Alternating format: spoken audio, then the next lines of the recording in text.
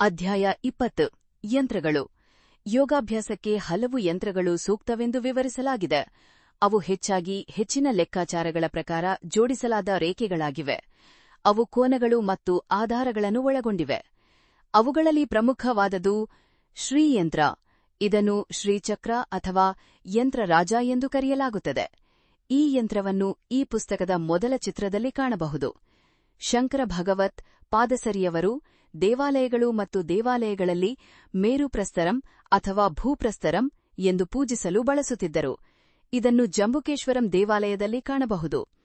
ಶ್ರೀ ಅಖಿಲಾಂಡೇಶ್ವರಿಯನ್ನು ಜಂಬುಕೇಶ್ವರಂ ದೇವಾಲಯದಲ್ಲಿ ಪೂಜಿಸಬಹುದು. ಈ ಮಂತ್ರವು ಯೋಗಿಗಳಿಗೆ ಒಂದು ಪ್ರಮುಖ ಹೆಜ್ಜೆಯಾಗಿದೆ ಮತ್ತು ಯಂತ್ರಧ್ಯಾನದ ಉದಾಹರಣೆಯಾಗಿದೆ. ಆದ್ದರಿಂದ ಇದನ್ನು ಈ ಪುಸ್ತಕದಲ್ಲಿ ಚಿತ್ರವಾಗಿ ಮುದ್ರಿಸಲಾಗಿದೆ.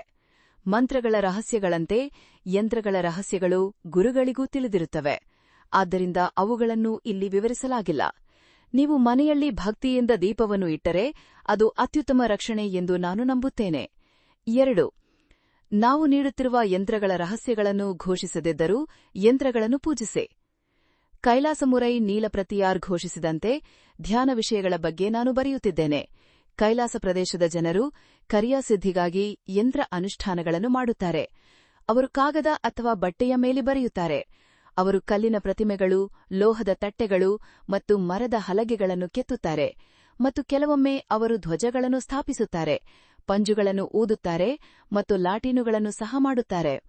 ಅವುಗಳನ್ನು ದೇವಾಲಯದ ಅಂಗಳಗಳಲ್ಲಿ ವರ್ಣಕೋಲಗಳಾಗಿ ಇರಿಸಲಾಗುತ್ತದೆ ಮತ್ತು ಸಾಧಕನು ಗುರುಗಳಿಂದ ಸೂಚನೆಗಳನ್ನು ತೆಗೆದುಕೊಂಡು ಅದನ್ನು ಮಾಡಲು ಜಾಗರೂಕರಾಗಿರಬೇಕು. ದುಷ್ಟಶಕ್ತಿಗಳು ಬಂದರೆ ಸಾಧಕನಿಗೆ ಹಾನಿಯಾಗುತ್ತದೆ.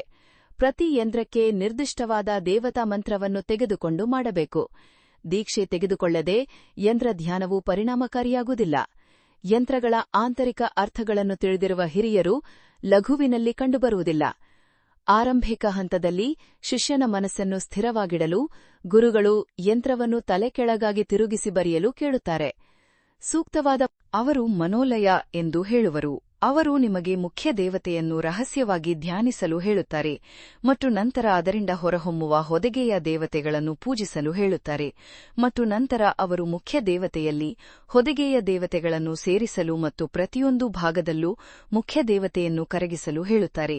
ನಂತರ ಅದು ಒಂದು ಬಿಂದುವಾಗಿ ಬದಲಾಗುತ್ತದೆ ಮತ್ತು ಪ್ರಕಾಶಮಾನವಾಗಿರುವುದು ಅಥವಾ ಪರಿಮಳವನ್ನು ಹೊಂದಿರುವುದು ಮುಂತಾದ ಕೆಲವು ರೀತಿಯ ವಿಕಸನವನ್ನು ಸಾಧಿಸುತ್ತದೆ. ನಂತರ ಆ ಬಿಂದುವು ಅನ್ವೇಷಕನಲ್ಲಿಯೂ ಕರಗುತ್ತದೆ.